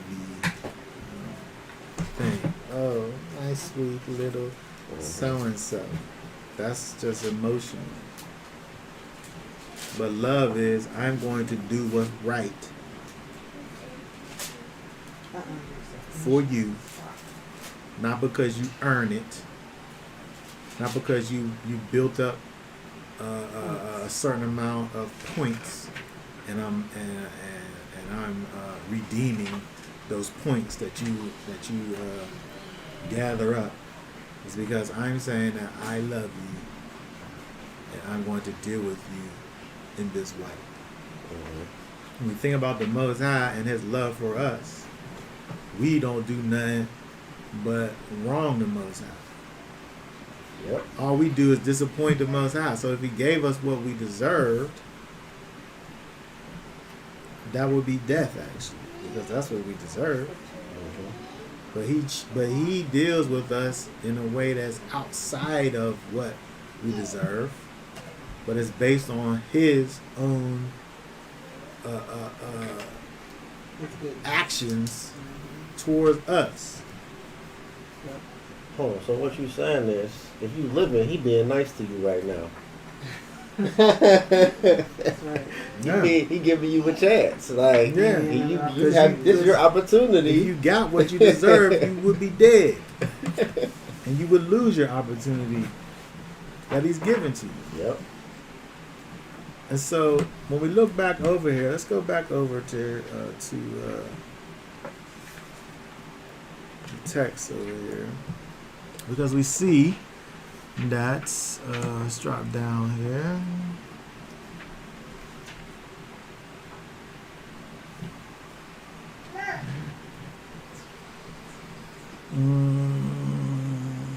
Kills his brother. Why is he talking like this? Where's Abel, our brother, and my brother's keeper?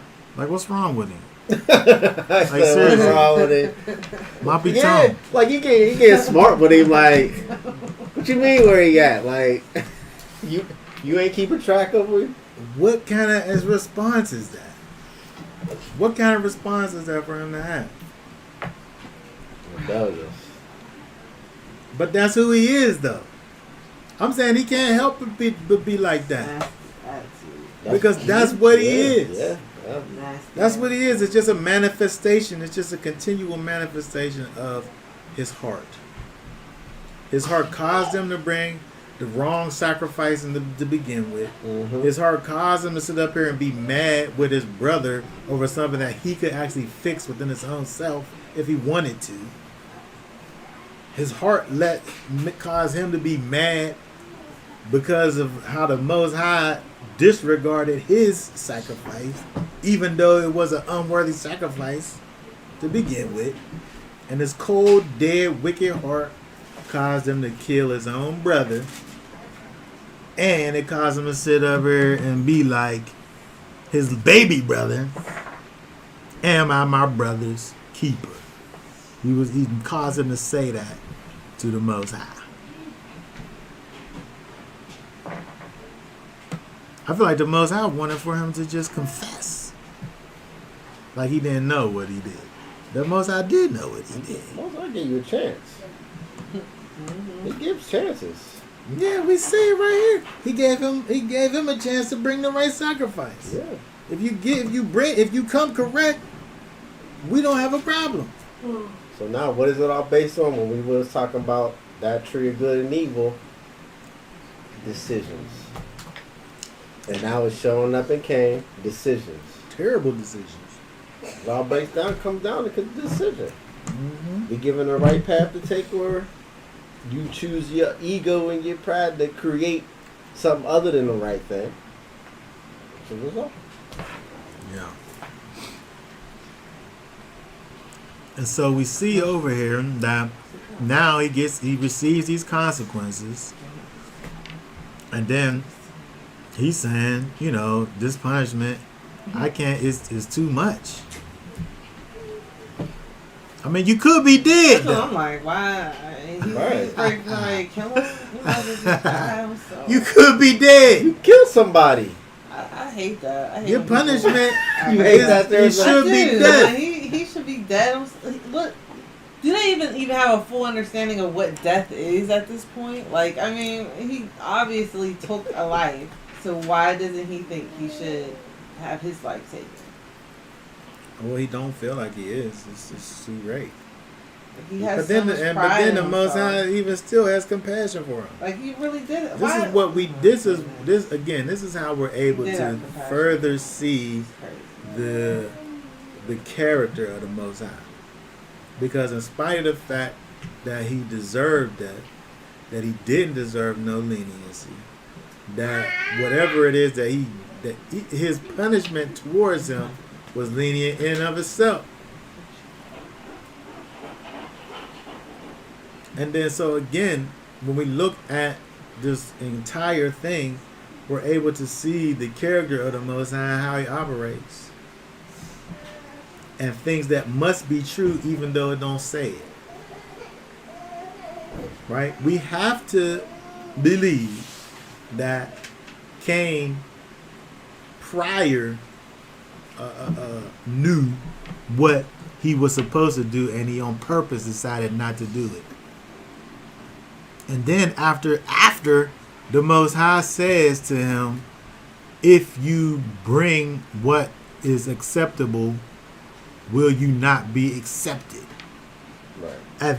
And so even if we was to say that he didn't know what he was supposed to bring, Yeah, opportunity. then after that, on top of that, the Most High says, well, just bring me what is accepted. But the problem is that for the Most High to come out and say that, is to assume that he knows what the acceptable thing is. And he didn't bring it. He went some other route that didn't have nothing to do with fixing his problem. And so again, when we see with Cain receiving this punishment, he's saying, I can't even bear this punishment. And so the Most High says, okay, you got to go out from here, and you got to be a vagabond across the earth. But there's going to be a sign on you that's going to cause people not to kill you. Whatever that is. But the thing that is interesting... That's interesting in itself. Right? Because you mentioned that you like, he did that to his brother, but he got kicked out, but it's a sign on him for other people not to kill him? To give him... That's interesting. I'm surprised. I mean, I guess even that Torah, eye for an eye, tooth for a tooth, about to come. Well, you talking about Torah again? Where this is just That's before that came in. yeah. This is Torah 1.0 right here. Sinai's 2.0. This right here is Mercy. you know it's the character of the Most High, but there's more leeway.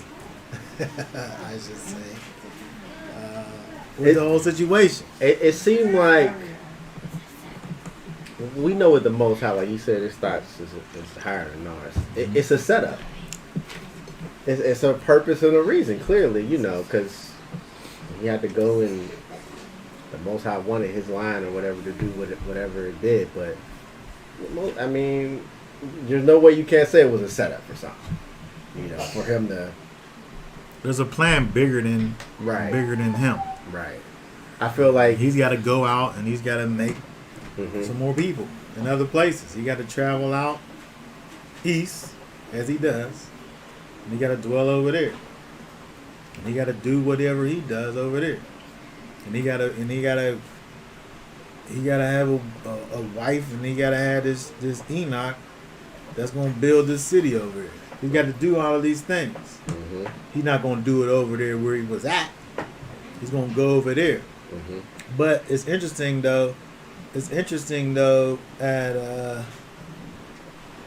16, where he says that he went out from the presence of Yahweh.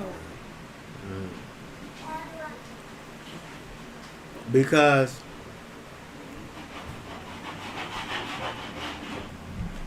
it kind of just puts the cherry on top of the whole situation of him being disconnected from the Most High to begin with. It kind of just puts the period at the end of the paragraph of him being somebody who he's not regarded by the Most High because he don't regard the Most High. And so 16 seems like it's just a disconnect altogether. Like in his mind and in his body and in his spirit, he's separated. And he goes off and does whatever he does away from the Most High, away from the people that's connected to the Most High.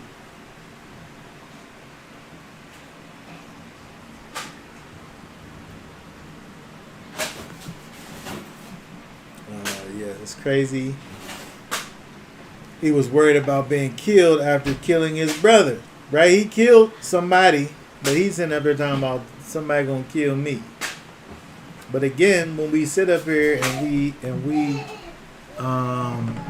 operate according to the influence of Hasatan, there's logic is not involved. It's all carnality. It's all these carnal appetites. It's all something that is all reactional, and there's no logic. I mean, from a logical standpoint, you know, if I kill somebody, when I'm able to sit back and think about it, I deserve to be killed. Yeah. Right? When I get to the place when I'm able to actually reflect on what I did,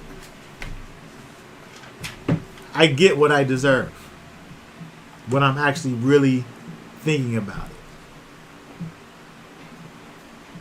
But when I'm in emotion, I'm not thinking about that at all. I'm just right here. I'm just right in the moment.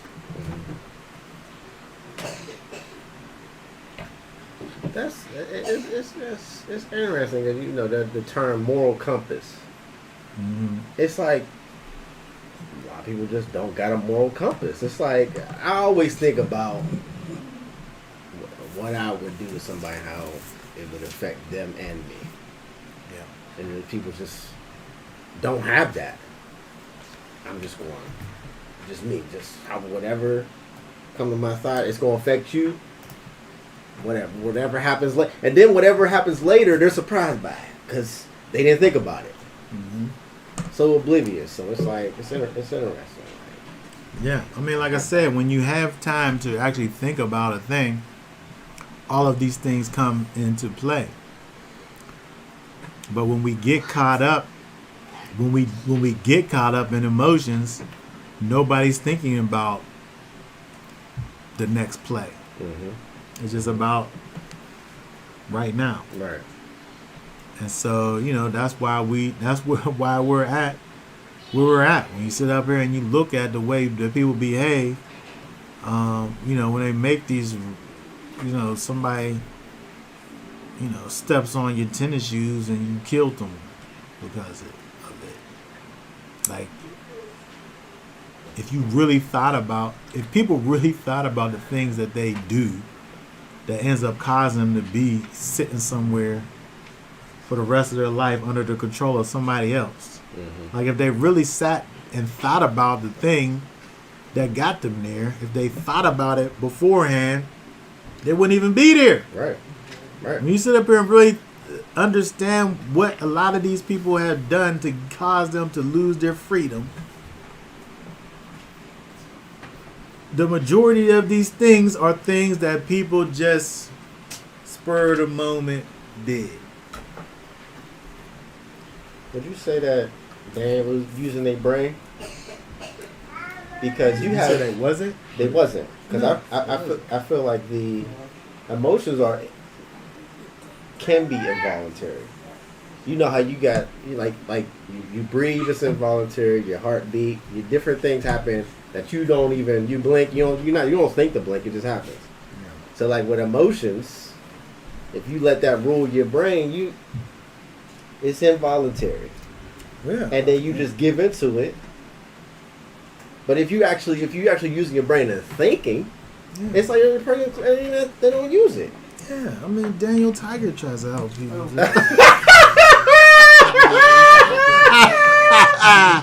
Daniel Tiger does that. You just take a break and breathe. Yeah, that's facts. You would know that what you about to do. A lot of people need to watch Daniel Tiger. Because we got kids and we be hearing it, and they be preaching on there. They definitely be preaching on Daniel Tiger. But when you act in emotion, you know, you become enraged, and it's all about the moment. It's all about just right now. But sometimes the before and after, you could get into a thing where you don't even know why you even did a thing. Hold on, what are we fighting about again? Right. What's the what's the problem again? You forget. Because once you're able to sit back and think about a thing, it's going to cause you to think about all that goes with your actions. And again, we said this, there's no connection between what it seems like he would actually want and what he might receive as a result of what he did. Like, he can't get closer to the Most High by killing his brother. You don't accomplish that goal. No. You can accomplish another goal, but why would you want that? Why do I want the judgment of the Most High upon me? Like, he obviously didn't want to receive the consequences. He says he didn't want to see these things. This is too great. So the thing that he didn't get him the result that he wanted. I don't know what result he wanted, but it couldn't have been this. Because if he would have thought about it, he would have got to the place to know that, you know, this is the Most High. I don't want this. Okay, so again, when we look over here at the people that come now from Canaan, right? We have this city that's named Enoch, that's built over here. And these ones here, Enoch and Mahuyael and Methuselah and Lamech. Then we get a little bit more information about Lamech, who had these two wives. One of them was a father of such as dwelled in tents and caves, and they was cattlers. These ones over here, his brother's name, these people was musicians. Okay, that's nice. You got cattlers, they made harps and organs, and these ones over here made brass and iron.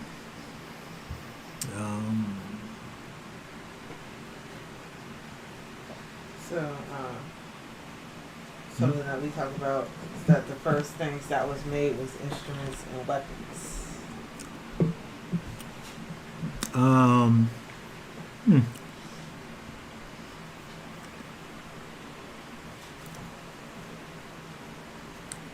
Music and war. Well, there was a city, whatever that entails. But yeah, it's up there on the list, right? Music and things made out of brass and iron. If you want to make these things harder. Does it talk about these being... What version is this? Are these weapons? Hold on. 279. The organ, that's the piano, right? Like that piano. Well, it's translated as organ. What is it saying? Yeah, they playing piano all the way back there. A piano is basically a harp inside Lyre a big and box. pipe. Oh, look at Africa telling me something. I like that. Thank you. But that makes sense. Yeah, because it's strings on the inside, and then the boxes make the different frequencies and resonate it for different sounds. Okay, so this word here, the original sense of breathing, a reed instrument, music, organ. So when we even think about an organ, we're not thinking about what this is, because they're calling this a reed instrument. That's the blow. So there's some right? kind of air Yeah. involved in it.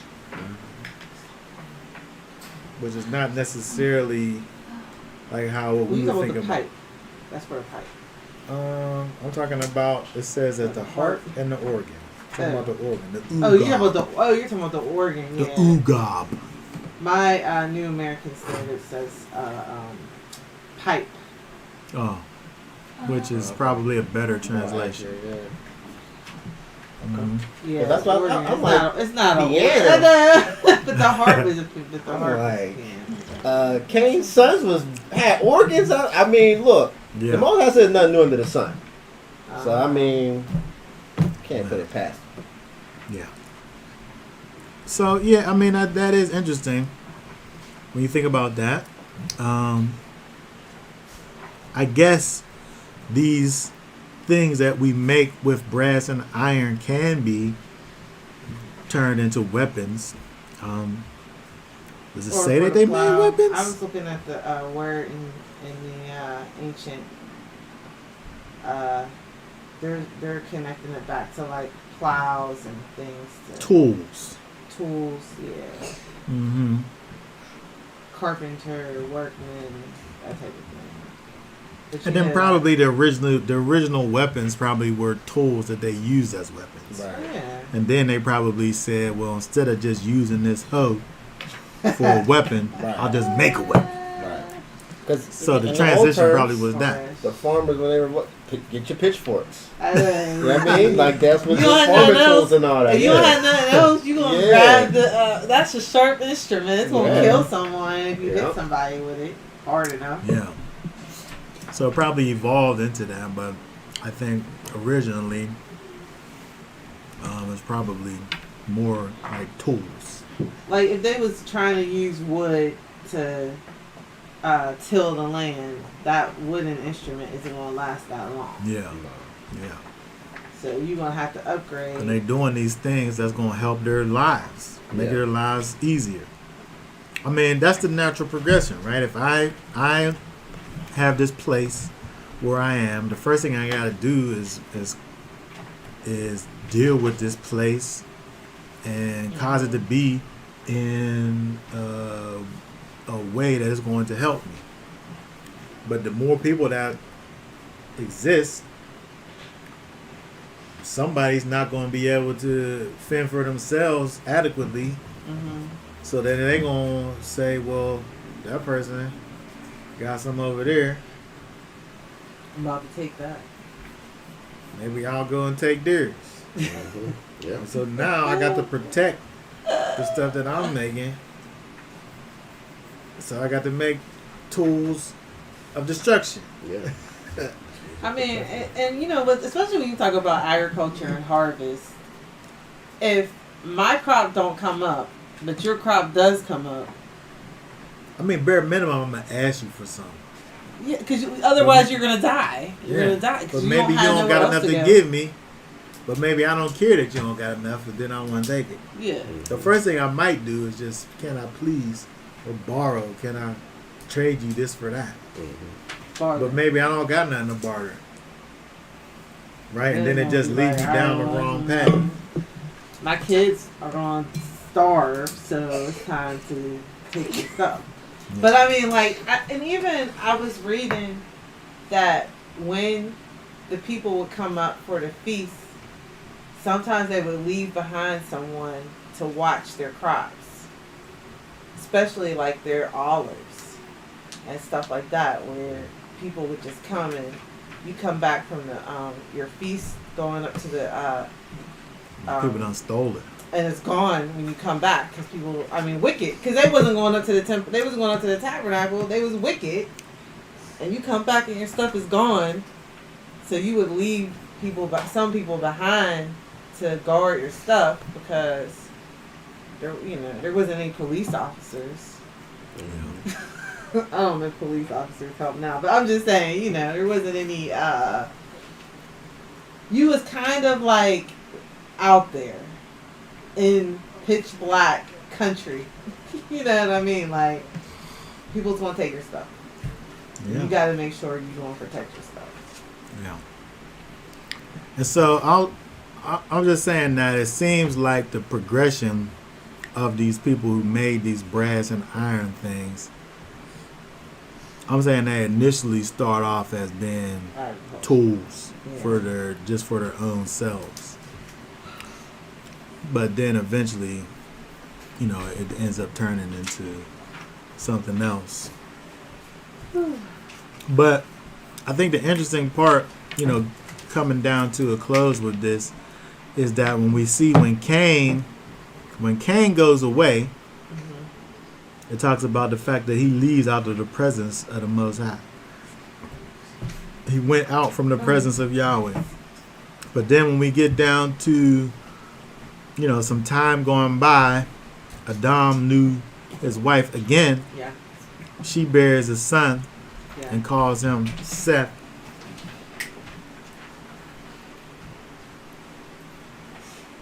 And it says with 26, and to him also there was born a son, who he called his name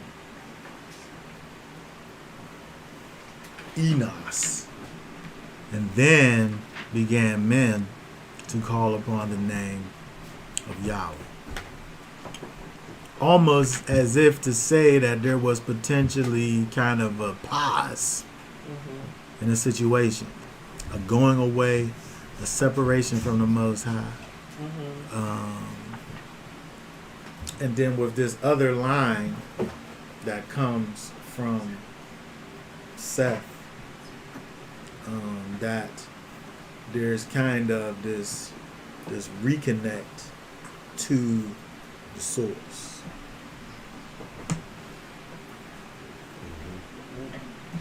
And so I think it's interesting to have this in our thoughts when we think about moving forward with those that are connected to Seth and those that are connected to Cain.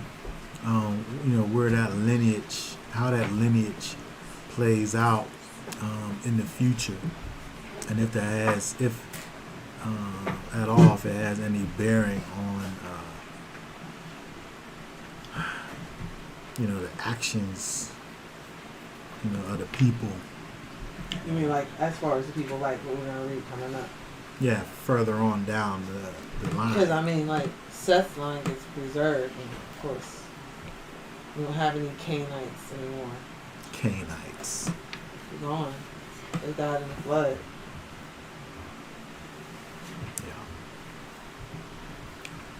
Yeah. Okay, so I mean, it just seems like the earth at every stage needs to be purified as soon as people get on the scene. Like, we just defile things. No matter. That's why I started thinking about, and Ebony already was talking about, like, this is the pollution and our footprint on this earth. And then we go into, it's debatable. See, Elder Chris is on here. But, we go up to space and then we litter up there. space junk. There's all kind of space junk floating around. It's like no matter where we go, I mean, that's what they say. Well, all we I bring don't is know. destruction with us. That's what they say. man. That's what they say. I'm not making any political statements. But you know what I mean. Yeah. Yeah. That's just what they say. That we litter I mean, everywhere. we litter the ocean. We probably litter Really, the it's just space terrible. too. Like, how do we litter stuff? We make stuff that don't even do, like non-biodegradable things. Yeah. Stuff But that's that how we stays do. forever. It's a terrible thing what humans Well, do. I mean, I think when we look at that scripture in Wisdom of Solomon, talking about the idea that this pure influence flowing from the glory of the Almighty, therefore can no defiled thing fall into her. When we function in a way that's connected to wisdom, the thing that we manifest is wisdom, purity. And things that are defiled, aren't connected to us, right? Because we're moving in a particular direction. And so the more we get separated from the Most High, the more, we end up defiling ourselves and things. right? The whole idea of something being unclean, defiled. When we think about this, when you're defiled, you defile things, right? As a defiled thing yourself, you cause other things to be defiled. And so it just gets carried out. If I am operating in a state of defilement, how can I do anything else but that? We saw that with Cain. Cain was operating in a state of defilement, and then so everything that he did was wrong. But it all begins with regarding the Most High. And so when we seek to regard the Most High, at the end of the day, the lesson we learn, the lesson for the day, folks, when we regard the Most High, He regards us. Yep. That's fact. Yes. That's a fact. And if we're not regarding the Most High, we can easily fix the problem. Yep. He's not going to be regarding us because we're not regarding him, but we're easily able to fix the problem and just begin to regard him. And then he'll regard us. Yep. And you can't make your own way up to regard him. He has a way. He has a specific way. And that's how we can identify each other, because you can see, it's saying there what you doing what it said. Mm-hmm. Yeah. And that's the point of reading the book, to see the examples of those who he did regard and what they did, so you can emulate them. Right. And he tells you what to do. And he tells you. He tells you what to do.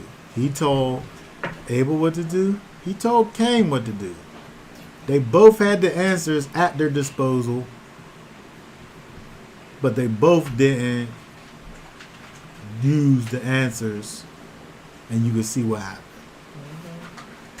And so, when we think about the Most High and our place in this life, we all may not be in the place that the Most High will have for us to be. But the thing about it is that He has made a way for each and every one of us to be on His good side. So we don't have to stay over there. If we're living in a life that is contrary to the will of the Most High, He has given us a way that brings us over to the other side. He's given us all the tools, right? All we have to do is just use what it is that He's given to us. We don't got to get mad at ourselves for being insufficient. We don't have to be mad at somebody else who's living the life and is receiving blessings and we're not. All we got to do is just turn from our ways of wickedness and turn towards righteousness, who actually is Messiah.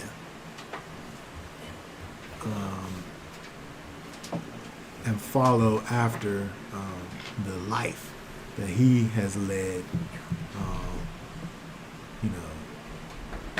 as an example for us and a way for us. Okay, so that being said, we kind of end off here with chapter 4 with a cliffhanger to see these, the people that come from Seth, I should say, who reconnect back with the Most High. And then we'll see over in chapter 5 where the story goes from there.